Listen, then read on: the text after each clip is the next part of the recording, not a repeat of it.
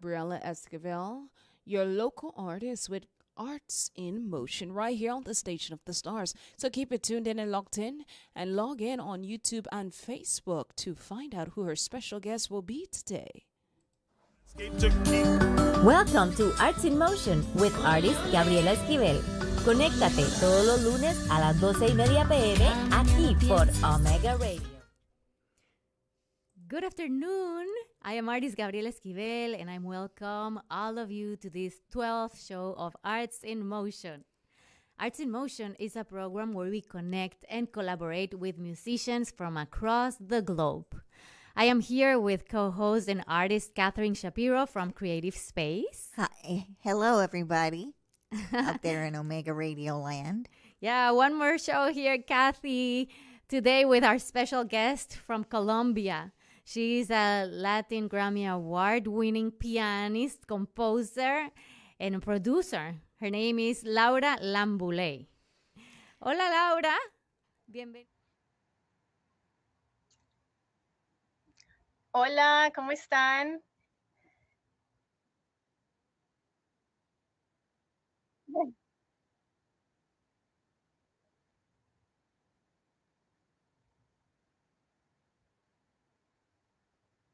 Okay.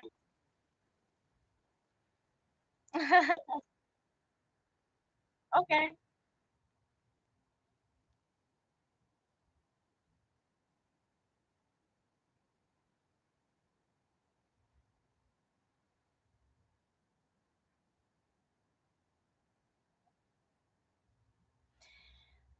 I started as a child.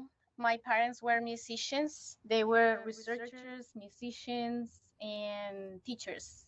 So since I was born, my mom was traveling around the country, Colombia, doing like mostly musicology and ethnographic research. So that I absorbed all of that when I was a child about Colombian folk music, traditional music, and that was really important in my career because it was something I had like information. Then my father decided to put me in violin lessons. He was like into me doing definitely music.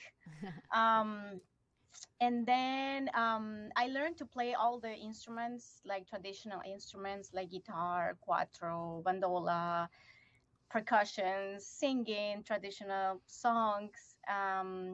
And then when I was like around 10, I think, I decided that I wanted to learn piano. My father took like a small piano, electric piano home, and I loved it. So from there, he immediately said, "Okay, that's wonderful," and he found a teacher, and he was very committed to my musical. That's so nice. That is fabulous. It's wonderful to have family that support your efforts and try to Yes, encourage you. Most Yes. definitely. So yes. once she So found my her, mother was very encouraging always. Like when I was like, "No, this is so hard," and she was, "No, you're doing great." So I had this support all the time. that sounds valuable, very, very important. And actually, we were talking yesterday about all these rhythms from Colombia and all styles. And we're going to put a map so we can see that Colombia has so many frontiers: Panama, Venezuela, with Brazil, Peru, Ecuador. And Laura has been studying different genres from her country. So, what can you tell us a little bit more about the music that you have studied, Laura, for your studies both in Colombia as a classical pianist and in Florida International University as a jazz piano performer? Right. I started like as a classical pianist, as you said. My education on piano was classical. But as I told you, when I was like since I was a child, I had this traditional background. So when I had to graduate, I didn't want to do like a whole classical piano recital, which is what I had to do to graduate. But instead, I offered to them like a proposal if I could do half classical and half traditional. So when I went to see what could I play, I didn't found anything for piano on traditional music. So I had to do like my own arrangements, transcriptions. I wanted to do like a little bit of every part of Colombia because, as you said, we have from the Pacific, we have music there. From the Atlantic, we have another different type of African roots music, Indian music. We have a lot of genre music from the eastern plains of Colombia. It's a So very it's pure form of the instrument, yeah. which is a really great thing. Similar, I think, happened to the marimba. Mm-hmm. That it was Yes, diatonic, right? right. The evolution of the instruments, so fantastic. And so, which one is the style that you chose? You had to choose one. Which one was it for your first? So we call that llanero music, Mhm. música llanera, which is the music from the eastern plains of Colombia. They call it joropo as well. But joropo is the fast style from that region. Ah, see, you're saying that you chose that one because it was very challenging, and also Mm-hmm. I guess you found um, a way to connect it with the jazz that you were studying at FIU, maybe with the bebop and all the scales and the runs and the improvisation that you have to work with, right? Explain a little bit how did Yeah. you connect it with the jazz? Well, I started my arrangements based on classical piano when I had to do all of these arrangements to graduate for my concert, Yeah. for my recital. And then I found out an amazing window after I graduated. People loved it, and I just got like awards and a lot of concerts and interviews. So I saw a big window for myself to keep growing as an artist, in doing more of that. So I found like jazz was an amazing opportunity for me to keep exploring more sounds and more, fusions Yeah, with because jazz traditional is music, very classical piano. improvisational. It gives you a good opportunity to borrow and blend lots of different sorts of music. Right, Yes. and colors. Jazz has like an amazing, variety of harmonies. In general music, as I said, is very limited in this harmony form. So I found like jazz could give me a lot of options in windows to do arrangements and explore with all of these harmonic colors and improvisation scales and bebop and stuff. And what is that experience of working with a band that you sometimes work with a trio, sometimes with a quartet? How can you share a little bit of that? Well, I started working with a traditional format. Like I started playing with cuatro and bass and maracas Mm. to feel this, this beat from this music, because they could give me that support, like rhythmic support, so I could feel the music better playing with traditional musicians. Mm-hmm.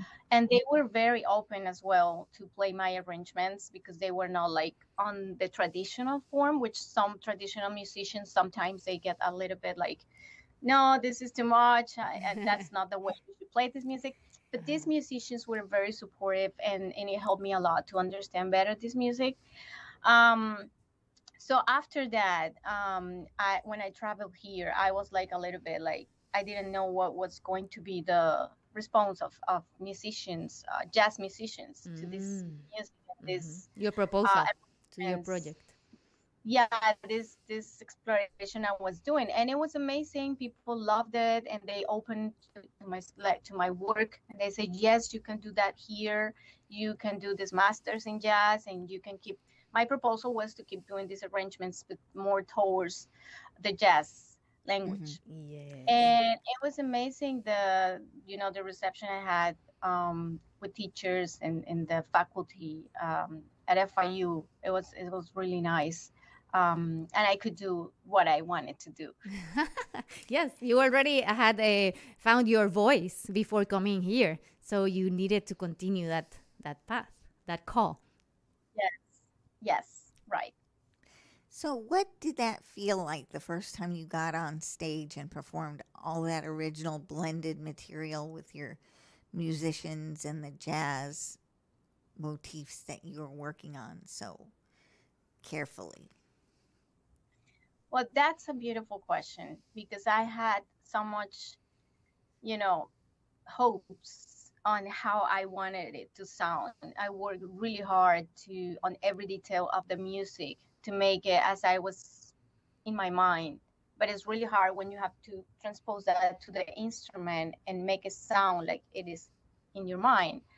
Like when you're painting or something, like you have already something in your mind and mixing the right colors and doing the right shapes.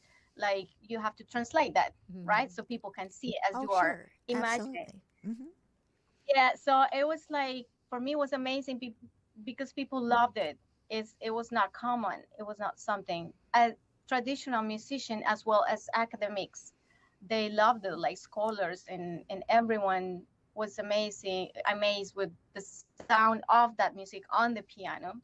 Mm-hmm. So it was really nice, and it was a lot of pressure for me because technically it's really hard. Some of the elements, the rhythmic elements of that music require like a lot of training and to play different rhythms in both hands. It was like a lot of pressure for me. So I suffer sometimes a lot. Like, am I going to be able to do this with the anxiety of playing, Yes. perform in public? But it was beautiful after the concert. Like people was like, that was amazing. That sounded really nice. And Very it was receptive. beautiful. Wow, Yeah. congratulations. That We is admire you a lot. fabulous. Absolutely. Very nice Thank story. you. Actually, she sent us a video that is a Mestizo. That was the name of her first album. And we're going to see her. We're going to watch her perform a little bit with the band.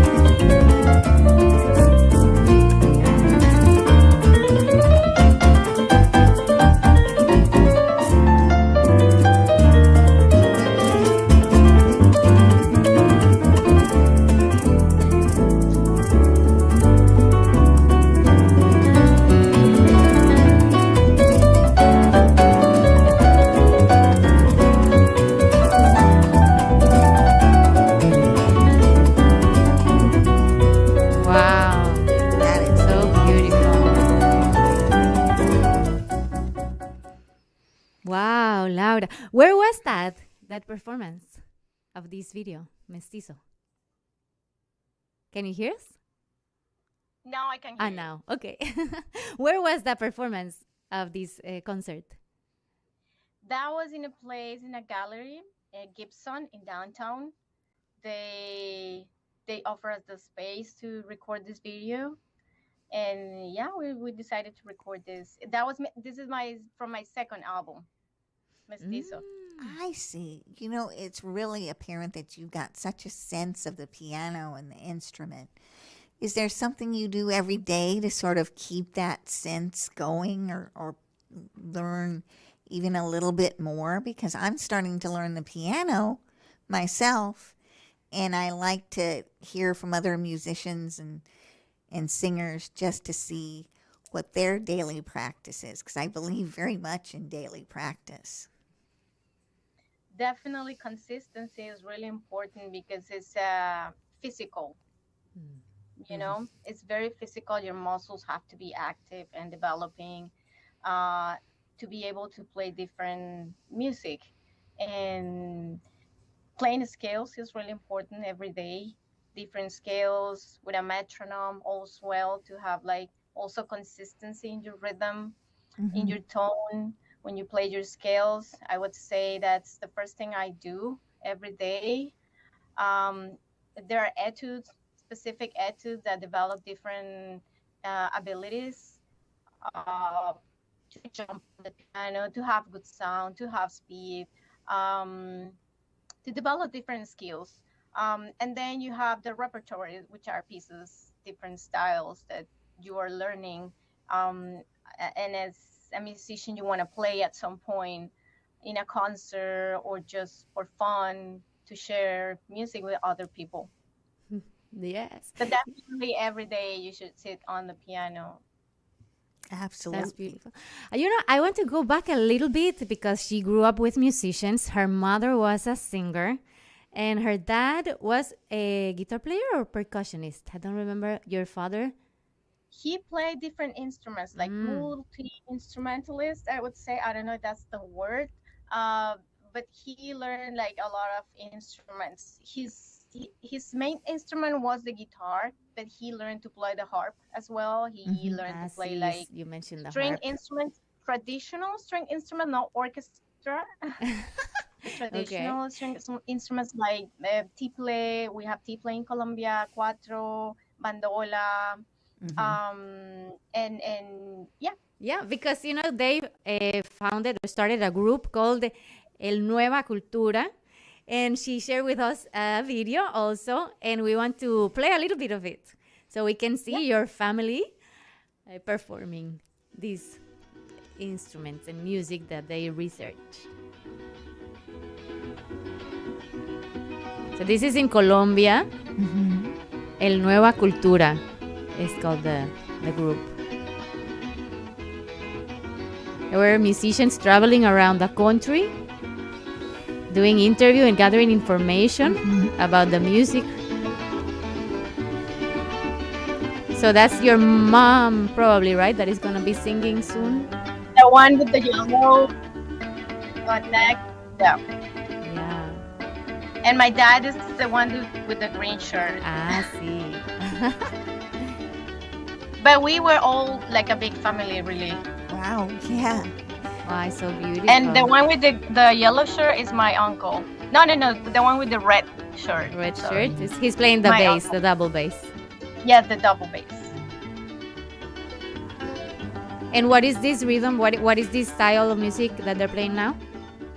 This is joropo music. Joropo, that It's one. they call this numeral, which is a joropo style, a form, musical form. That one is the tiple. That's your mom singing. Ah, no. Who is he? That one in the yellow shirt. The one with the my mom is the one with the yellow neck, the blouse that has. Yeah, yeah. There's only one Yeah, woman, but there's a kid or a man in a yellow shirt. yeah.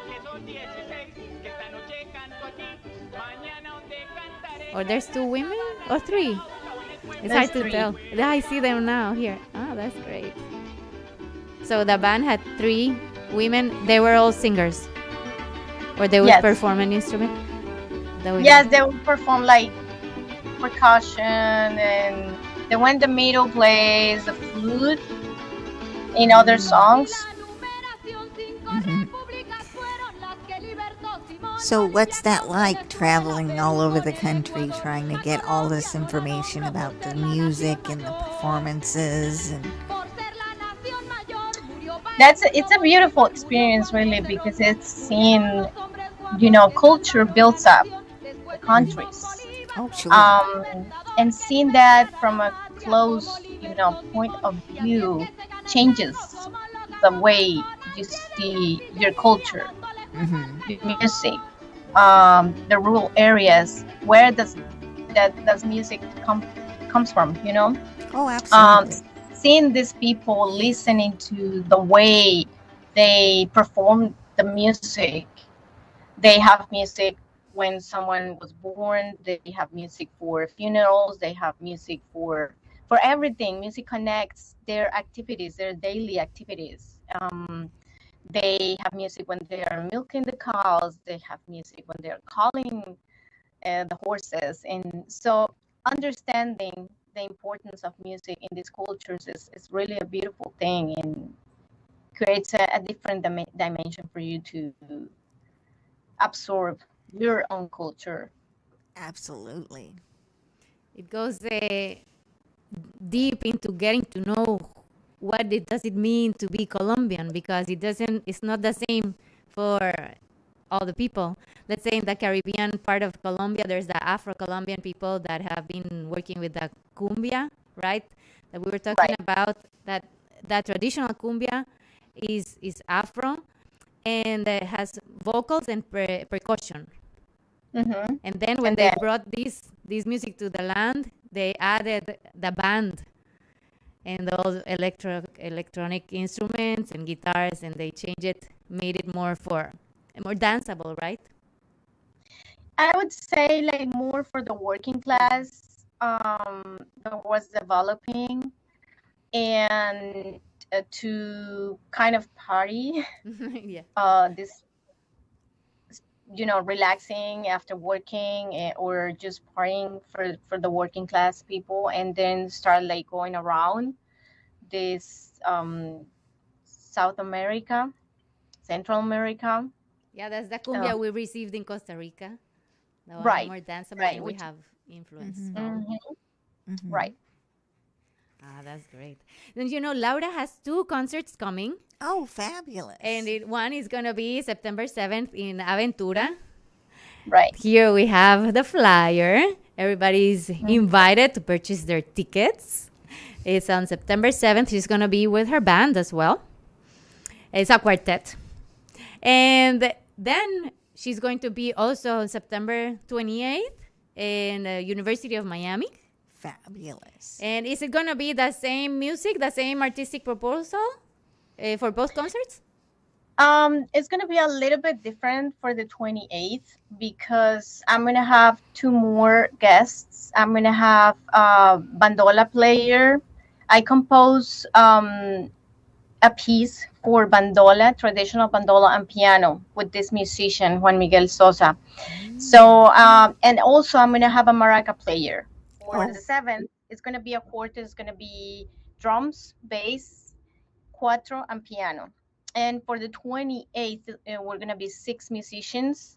And this is also for the 28th, I was awarded of Jazz Road Creative grant. And with this grant, thank you so much. With this grant, I created some compositions. I recorded new music, and I'm going to be playing this on the 28th with all of these musicians as well. That's fantastic. Wow, we look forward to being there. Absolutely. So where can we purchase the tickets for your concerts?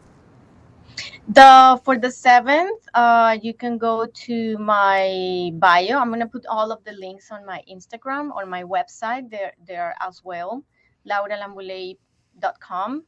At the University of Miami events, I think Frost School of Music events, September the 28th, you'll find the link to buy the tickets. And for the 7th, I think it's Miami, but on my website bio on Instagram, there is the link for that one. And on Instagram, because that academy in Aventura is called Kalos, right? Kalos. Yes. Academy. Yeah, it's a beautiful place. I've been there. Art school. They give visual arts lessons and also music lessons. I've been there. It's very, very nice space, and owners as well.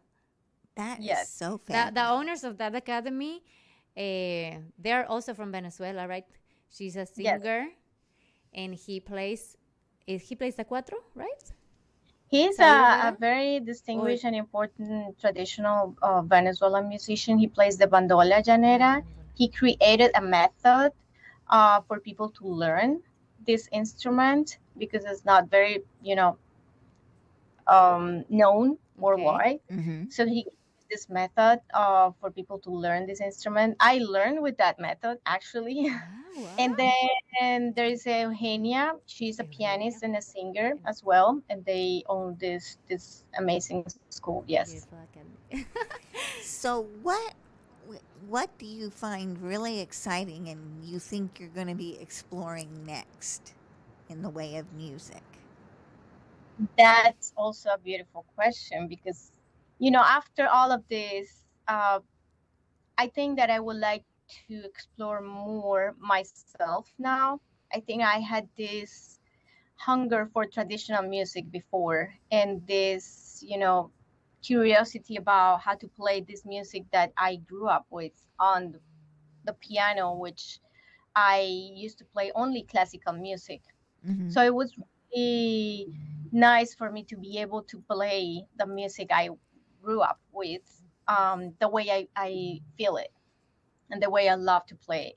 But now I would like to keep also as well doing this traditional music, and because I have, appropriate a lot of things with this, I think I should keep doing it. But as well too, I would like to explore more things that are not from Colombia, maybe my own language, my own sounds. So this composition I'm gonna play that I'm recording right now, one of the pieces is called Pandemic, and it has 3 pieces. It's kind of a suite, and it's more thinking about emotions and as a humanity how this type of situation moved us as a society and humans. It So did I would change a like to lot of explore things, more. that's for sure. Yeah, so one of the movements is the news, the other movement is the farewell, the other movement is hope. So I'm trying to compose more towards unique and personal You're exploration going of inward now, going what else can inward. I do. So, What else can I do? Yes. yeah, that's beautiful story. We only have 2 more minutes, so it's been wonderful to have you here in the program. We want to say goodbye with you playing this piece and performing for us here. But remember to follow lauralambuley.com and go purchase the tickets for her next concerts. We will try to be there supporting you. And Thank you so much. of Absolutely. course, remember to connect to Arts in Motion every Monday at 12:30 p.m. here on Omega Radio. And we're going to say goodbye with Laura performing these pieces, original composition for us. Thank you, Laura, very much. Well, thank you for inviting me. Of course. It's a pleasure to be here.